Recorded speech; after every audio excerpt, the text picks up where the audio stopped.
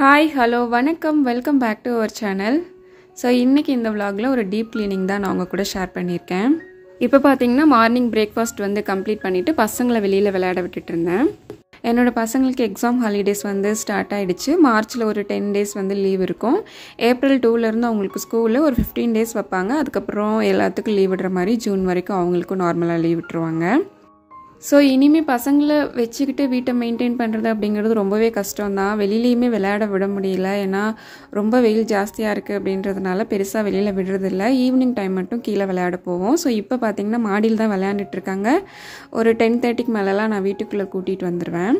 First start பண்ண ஆர்கனைசிங்கே இது தான். எனக்குமே கொஞ்சம் லேசியாக தான் இருந்துச்சு. சரி உட்காந்துட்டு ஏதாவது பண்ணலாம் அப்படின்னு பார்க்குறப்போ எனக்கு இந்த ரேக்கு தான் வந்து கண்ணுக்கு பட்டுது. இதில் ஃபுல்லாக டம்ப் பண்ணி வச்சுருந்தேன். அதுக்கப்புறம் இதெல்லாமே எடுத்துகிட்டு எல்லா பெட்ஷீட்டையும் குட்டி குட்டியாக அழகாக மடித்து உள்ளே வச்சுருந்தேன்.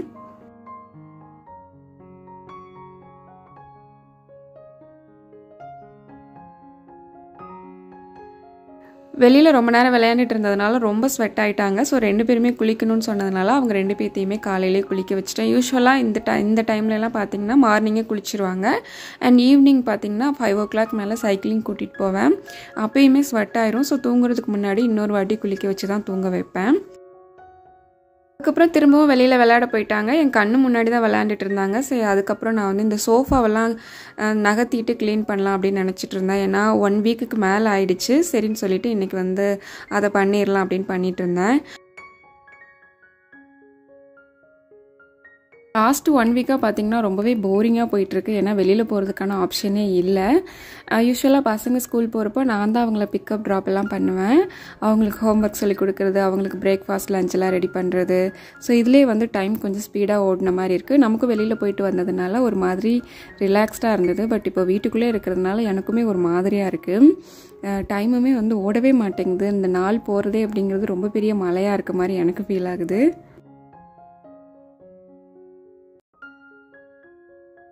என்னோடய பசங்க இப்போயே ஸ்டார்ட் பண்ணிட்டாங்க. என்னால் வீட்டிலே இருக்க முடியலம்மா, டிவியை பார்க்க முடியல, கீழே விளையாட போடாமா அப்படின்னு கேட்பாங்க.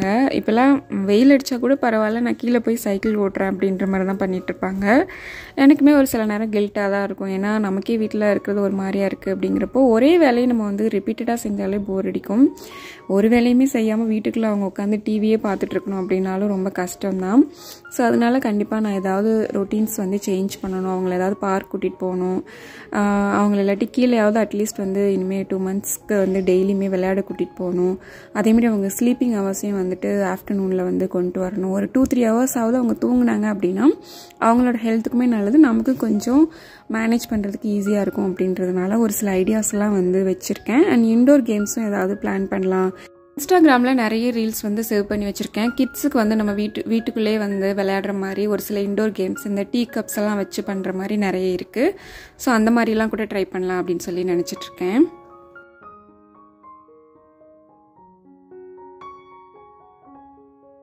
ஒரு வழியாக சோஃபாவையெல்லாம் நகர்த்தி ஃபுல்லாக நீட்டாக க்ளீன் பண்ணியாச்சு. உண்மையாலுமே எனக்கு சாட்டிஸ்ஃபைடாக இருந்தது. ஏன்னா ஒரு வேளை பார்த்தாலும் கொஞ்சம் பர்ஃபெக்டாக பார்க்குறப்போ உண்மையாலுமே அந்த ஹாப்பினஸ் வேறு தான் நினைக்கிறேன்.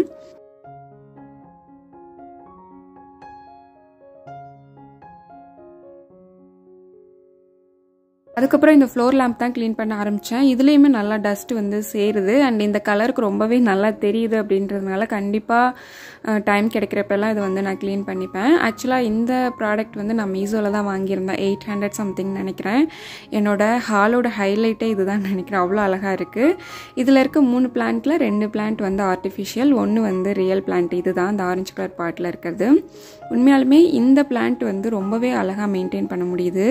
கிட்டத்தட்ட 1.5 months மேலே ஆகுது. பட் அப்படியே அதே ஃப்ரெஷ்னஸோடு இருக்குது. அதோட நேம் எனக்கு எக்ஸாக்டாக தெரியல. தெரிஞ்சுது அப்படின்னா மேலே கொடுக்குறேன். கண்டிப்பாக இன்டோர் பிளான்ட்லாம் உங்களுக்கு ஐடியா இருந்ததுன்னா இந்த மாதிரி பிளான்ட்ஸ் வாங்கி நீங்கள் வீட்டில் வந்துட்டு வளர்க்கலாம். மெயின்டைன் பண்ணுறதுக்கு ஈஸியாக இருக்கும். நான் எப்பொழுதுமே ஹாலை கொஞ்சம் நீட்டாக வச்சுக்கணும்னு நினைப்பேன். ஏன்னா திடீர்னு யாராவது வந்தாங்க அப்படின்னா ஹால் ரொம்ப இம்பார்ட்டண்ட். ஸோ அதனால் முடிஞ்ச அளவுக்கு எங்கேயுமே டஸ்ட் இல்லாமல் கொஞ்சம் நீட்டாக ஒற்றையெல்லாம் அடிச்சுட்டு கொஞ்சம் க்ளீனாக இருக்கிற மாதிரி பார்த்துப்பேன்.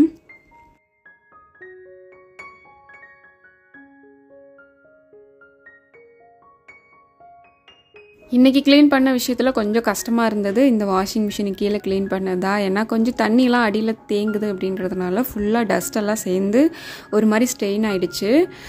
இந்த மாதிரி கிளாத் வச்சு தொடச்சப்போ சுத்தமாக போகலை. அதுக்கப்புறம் வந்து ஸ்க்ரப் அண்ட் ப்ரஷ் யூஸ் பண்ணி அதுக்கப்புறம் க்ளீன் பண்ணேன்.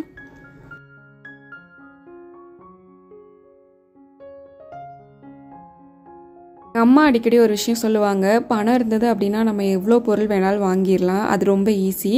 பட் வாங்கின பொருளை நம்ம எந்த அளவுக்கு அழகாக பக்குவமாக மெயின்டைன் பண்ணுறோம், அதை பொறுப்பாக வச்சுக்கிறோன்றதுல தான் இருக்குது அப்படின்வாங்க. கண்டிப்பாக அது உண்மை தான். நான் வந்து எந்த பொருள் வாங்கினாலும் அதை வந்து அழகாக வச்சுப்பேன்.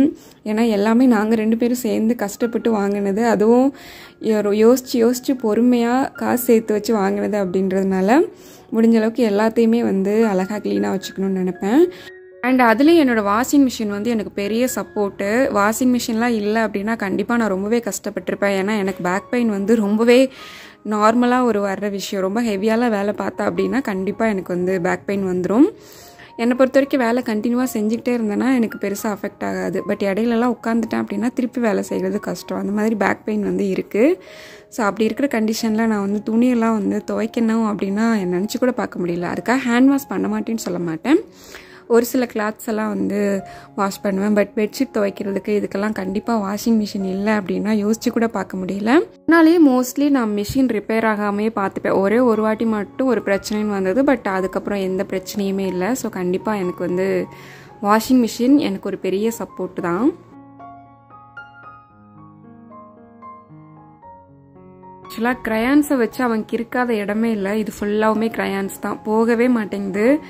எல்லா இடத்துலையுமே கிறுக்கி வச்சுருக்கான். ஆக்சுவலி பென்சிலில் கிறுக்குனா நம்ம ஓரளவுக்கு க்ளீன் பண்ணிடலாம். பட் இந்த க்ரையான்ஸ் எல்லாம் சுத்தமாக போக மாட்டேங்குது.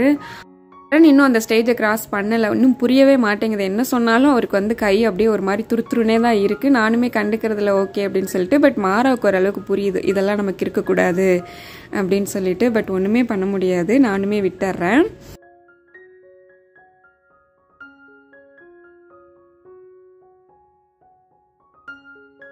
ஸோ அவ்வளோதாங்க. இன்றைக்கி வந்து நான் சோஃபா ஃபுல்லாக நகர்த்திட்டு க்ளீன் பண்ணோம். அண்ட் வாஷிங் மிஷினை மெயினாக க்ளீன் பண்ணணும்னு நினச்சேன். ஒரு சில இடங்களில் டஸ்ட்டெல்லாம் இருந்தது, அதெல்லாம் கொஞ்சம் க்ளீன் பண்ணணும்னு நினச்சேன். ஸோ அவ்வளோதான், இன்றைக்கி இவ்வளோ தான் பண்ண முடிஞ்சது. ஆக்சுவலாக இப்போ பார்த்திங்கன்னா வெளியில் மழை பெஞ்சிட்ருக்கு. இதுக்கு மேலே நம்ம வந்து வேறு எதுவுமே பண்ண முடியாது. ஸோ அதனால் வந்து ஓவராலாக வீட்டை எப்பொழுதுமே க்ளீன் பண்ணுற மாதிரி பேசிக்காக வீடு ஃபுல்லாக கூட்டிட்டு வந்து மாப் போட்டுட்டேன். ஃபைனலாக இன்றைக்கான டாஸ்க் எல்லாமே கம்ப்ளீட் ஆயிடுச்சு. கண்டிப்பாக இனிமேல் வர க்ளீனிங் எல்லாத்தையும் நான் வந்து மினி விலாகில் ஷேர் பண்ணுறேன். ஸோ அவ்வளோதான், ஆஃப்டர் க்ளீனிங் இப்படி தான் இருக்குது என்னோடய வீடு. எனக்கு ரொம்ப பிடிச்சிருக்கு அண்ட் சாட்டிஸ்ஃபைடாக ஃபீல் பண்ணுறேன். நமக்கு வந்து ஒரே நாளில் எல்லா வேலையும் பண்ண முடியல அப்படின்னா கண்டிப்பாக இந்த இதை ஃபாலோ பண்ணுங்கள். டெய்லி ஒரு ஏரியாவாக எடுத்து க்ளீன் பண்ணலாம். அந்த க்ளீனிங் வந்து கொஞ்சம் பர்ஃபெக்டாக இருக்கிற மாதிரி பார்த்துக்கிட்டோம் அப்படின்னாலே கண்டிப்பாக ஈஸியாக இருக்கும் நமக்கு க்ளீனிங். உண்மையாலுமே இந்த ஃபீலிங்ஸ்க்கு வந்து நான் அடிக்ட் தாங்க. எனக்கு ரொம்ப ரெஃப்ரெஷிங்காக ஃபீல் ஆகுது. எப்போதுமே பசங்க ஸ்கூல் போனதுக்கப்புறம் ஒன்ஸ் இந்த மாதிரி வீட்டை க்ளீன் பண்ணதுக்கப்புறம் நான் என்ன பண்ணுவேன்னா அங்கங்கே உட்காந்து என்னோடய வீட்டை வந்து ரசிப்பேன். எனக்கு அந்தளவுக்கு பிடிக்கும். ஸோ இப்படி தான் இருந்தது என்னோடய க்ளீனிங். அதுக்கப்புறம் ஒரு வழியாக எல்லா க்ளீனிங்கும் முடிச்சுட்டு நானுமே குளிச்சுட்டு வீட்டில் வந்து விளக்கேற்றிட்டேன். புத்தாக்கிட்டையும் விளக்கு ஏற்றிட்டு கொஞ்ச நேரம் மெடிடேஷன் மியூசிக் போட்டு கேட்டுட்டு இருந்தேன். அதுக்கப்புறம் கொஞ்சம் ப்ரீத்திங் எக்ஸசைஸ் வந்து இப்போ ரீசெண்ட் டைம்ஸாக பண்ணிகிட்ருக்கேன். எனக்குமே கொஞ்சம் ஆங்ஸைட்டி இந்த மாதிரிலாம் கொஞ்சம் இருக்க மாதிரி ஃபீல் ஆகுது அப்படின்றதுனால கொஞ்சம் ப்ரீத்திங் எக்ஸசைஸ் வந்து எனக்கு ரொம்பவே ஹெல்ப்ஃபுல்லாக இருக்குது. அதனால ஒரு 10 மினிட்ஸ் அது மட்டும் பண்ணுவேன்.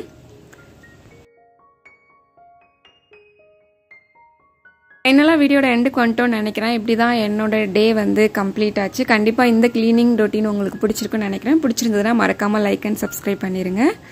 தேங்க்ஸ் ஃபார் வாட்சிங் அண்ட் கீப் சப்போர்ட்டிங். பாய்.